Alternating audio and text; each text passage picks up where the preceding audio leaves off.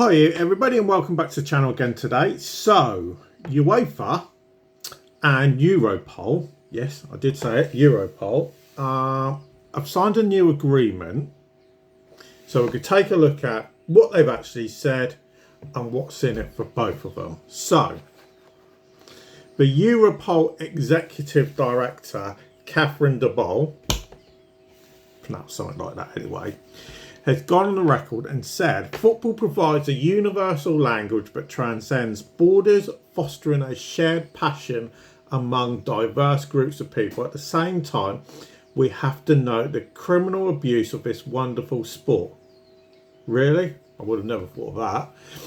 As with every major societal movement, football is vulnerable to criminal exploitation. Europol stands ready to support UEFA and all competent national authorities in safeguarding the integrity of this beautiful game.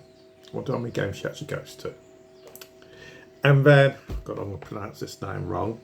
The UEFA president, Aleksander, Čeferin, or however you pronounce it, I don't know, has said, as the governing authority of European football, we collaborate closely with European institutions and agencies, including Europol, to safeguard the integrity, credibility and long-term sustainability of the game at every level.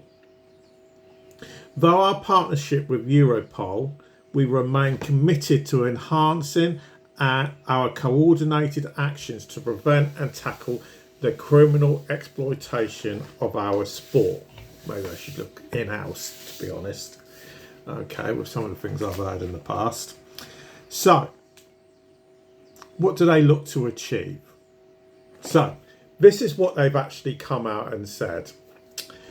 The agreement builds on the past cooperation between the institutions, especially in the fight against match fixing, while broadening the scope of cooperation into other organised crime threats. The cooperation focuses on information exchange and knowledge sharing in the areas of major football events, sport corruption, match fixing and money laundering, racism, xenophobia and violent extremism, as well as illegal activities around the unlawful streaming of transmission of audio-visual content.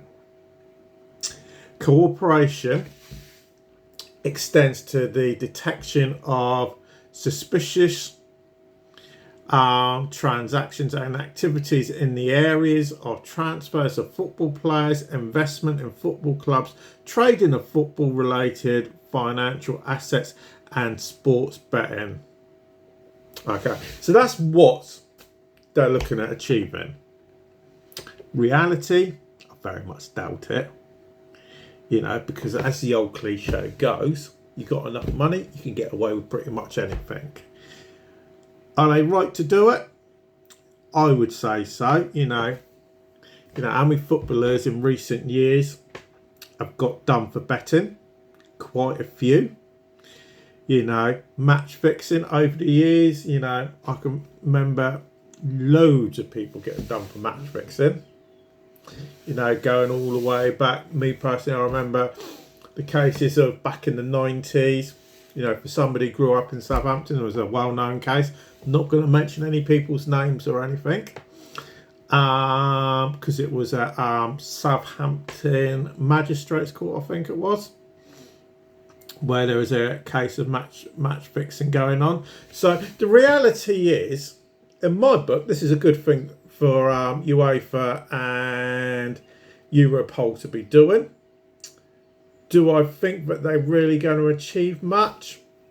Probably not. You know, at the end of that, I don't think they're going to achieve anything. You know, because my argument is, how many footballers, okay, I've got done for betting on football games, even if they're not making a lot of money out of it, and I'm not going to mention any names because that's not fair of me to do, okay, and they may have got a few game suspension, maybe a year out, and then they're back in earning millions of pounds yet again. Or they've gone to other countries to go and play to get around their bans. You know, and that's only the small part of it. That's not the big part, you know, because obviously I'm sure there's plenty of match fixing going on around the world to this day. So in my view, they actually need to get tough. You know, and it's the same when it comes to, you know, stealing football to be played, to be viewed in the Middle East as it has been known to be in the past.